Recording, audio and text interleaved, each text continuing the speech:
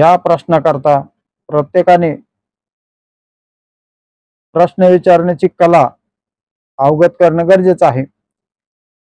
अर्ज निकालात काढणे, जनमाहिती अधिकारी कशी मदत करतील, माहिती शुल्क किती असावे, अर्ज फेटाळला तर काय करावे, माहिती देण्यास नकार दिल्यास काय करावे, कोणती माहिती द्यावी लागेल, त्रयस्थ पक्ष कोण, माहिती आयोग, पहिले अपील कसे करावे, दुसरे अपील कसे करावे, माहिती आयोगाचे कर्तव्य काय आहे, अधिकार कोणते, त्याला शास्ती काय आहेत, शासन काय करेल आणि हे वर्धन कसं ठरेल, या सगळ्या टॉपिक मधून मी तुम्हाला ही माहिती समजून सांगणार आहे। स्टेप बाय स्टेप माझ्या माळोदे अप्पासाहेब माळोदे न्यूज चॅनल या चॅनलवर तुम्हाला ही माहिती मिळेल।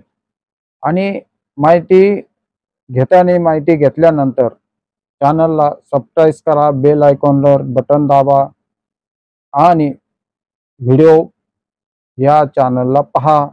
धन्यवाद। माहिती कोण देईल, माहिती मिळवण्याचा अर्ज कसा करावा, जाब मागायला व माहिती हव्या स्वतःला माहिती अधिकाराचे हा कायदे 2005 साली ज्येष्ठ समाजसेवक अण्णासाहेब हजारे यांनी हा कायदा पारित करण्याकरता लढा दिला आणि तो कायदा पारित झाला। त्याचा माहितीचा अधिकार अधिनियम 2005 या शीर्षकाचा अर्थ असा की आपण एकदा कायदा जशाचा तसा अभ्यासणार आहोत। त्यामध्ये 31 कलमे, अनेक पोटकलमे आणि 24 पानी हा कायदा तयार झालेला आहे। ह्या आपण थोडक्यात समजून घेणार आहोत। आज या कायद्याचा उद्देश आता तुम्हाला समजून सांगितलेला आहे। कोणती माहिती आपल्याला घेता येईल या दुसऱ्या टॉपिक मध्ये आपण तुम्हाला सांगणारच आहोत। माहिती कोणाकडून घेता येईल हा तिसऱ्या टॉपिक मध्ये तुम्हाला सांगितला जाईल। माहिती कोणाला घेता येईल हे चौथ्या टॉपिक मध्ये आपण अभ्यासणार आहोत। अनेक कार्यालयाने तयार ठेवायची माहिती ही कार्यालयाला इंस्ट्रक्शन दिलेले आहेत आणि त्या कायद्याप्रमाणे त्यांनी ती माहिती ठेवायला पाहिजे। या दृष्टीने या आज 1947 साली जरी आपला देश स्वतंत्र झाला, त्याच्यानंतर गोरे गेले आणि आपल्याकडे काळे आले, म्हणजेच आपलेच प्रतिनिधी त्याचा जुलमीप्रमाणे वापर करू राहिले, जनतेची लूट करू राहिले। याकरता ह्या दुसऱ्या गुलामगिरीतून मुक्त होण्यासाठी माहिती अधिकाराशिवाय पर्याय राहिलेला नाही आणि तो पर्याय निवडण्यासाठी आपण माहिती मिळवणं काळाची गरज आहे। माहिती अधिकार म्हणजे आज स्वतंत्र भारताचा दुसरा स्वातंत्र्य लढा हा आपल्याला करावा लागलेला आहे माहिती अधिकाराच्या कायद्याकरता। हे काही सारं गुप्तच ठेवलं जात होतं। एखादा सरकारी निर्णय घेत होते परंतु तो गुप्त राहत होता। कसा घेते की निर्णयाला कोणालाच त्याची खात्री नव्हती आणि त्याला कोणत्याही प्रकारचं त्यांना जनतेपर्यंत पोहोचवलं जात नव्हतं। या कायद्यानुसार आज प्रत्येकाला त्या कायद्याची माहिती जाणून घेण्याकरता आपण आता सतर्क राहावे। ही माहिती अधिकार कशासाठी का 15 ऑगस्ट 1947 रोजी भारत स्वतंत्र झाला। गेल्या दीड शतकाच्या जुलमी इंग्रजी राजवटीतून भारतीय जनतेने स्वातंत्र्याचा दीर्घ श्वास घेतला. लोकांसाठी चालवलेली प्रशासन यंत्रणा अर्थात लोकशाही पद्धत आपल्याकडे अवलंबून आली. या लोकशाही पद्धतीमध्ये जो तो ज्याच्या त्या पद्धतीने मनमानी वागू राहिला. राजवटीतले जे राज्यकर्ते अनेक प्रकारे भ्रष्टाचार दडवण्यासाठी सर्वसामान्यांना माहिती लपून ठेवू राहिले.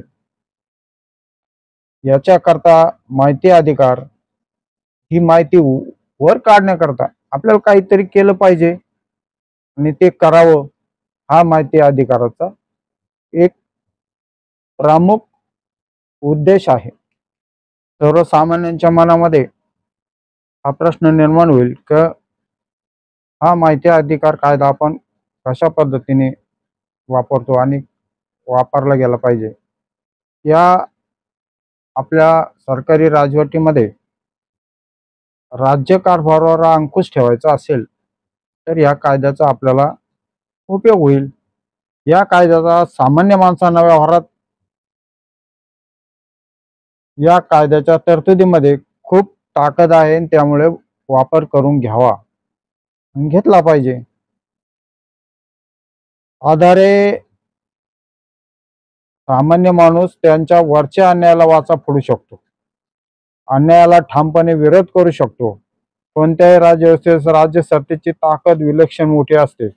अगदी लोकशाही व्यवस्थेत देखील लोकशक्ती ताकदवान असते असे सांगितले जात असले तरी सामान्य माणसाला शासन यंत्रणेसमोर आपल्या मर्यादित शक्तीचा प्रत्यय येतो. नमस्कार. मी आपल्याला माहिती अधिकार कायदा कसा वापरतात आणि त्याविषयी आपल्याशी संवाद साधणार. सर्वसामान्य जनतेला या कायद्याचं वापरण्याचं तत्व आपल्याला माहीत नसल्याने अनेक माहिती आपल्यापासून दडून ठेवलेली जाते व ती माहिती मिळवण्याकरता आपला हा कायदा तयार झालेला आहे. या कायद्याचा वापर आपण कसा करावा याकरिता सर्वांनी या गोष्टीकडे लक्ष द्यावे. मी स्टेप बाय स्टेप आपल्याला सर्व सांगणार आहे आणि कायदा हा विषय असा आहे की तो वापरला गेला पाहिजे आणि वापरावा.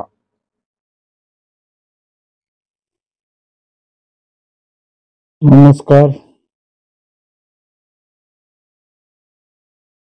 आजच्या दिनानिमित्त पावसाचं वातावरण पुनश्च निर्माण झालेलं आहे.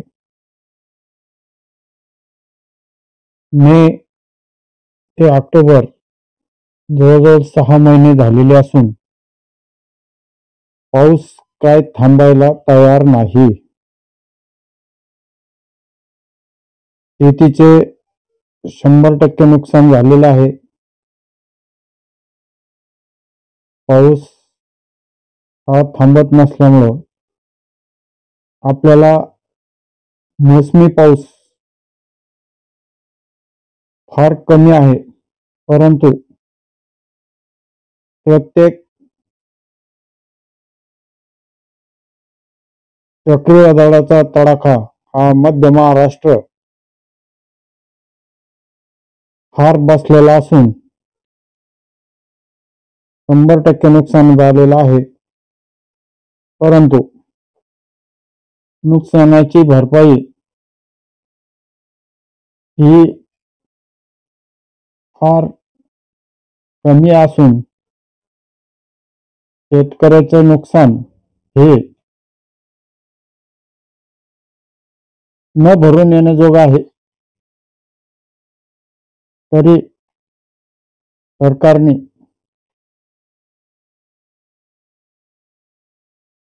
आपल्या सर्व मंडळामध्ये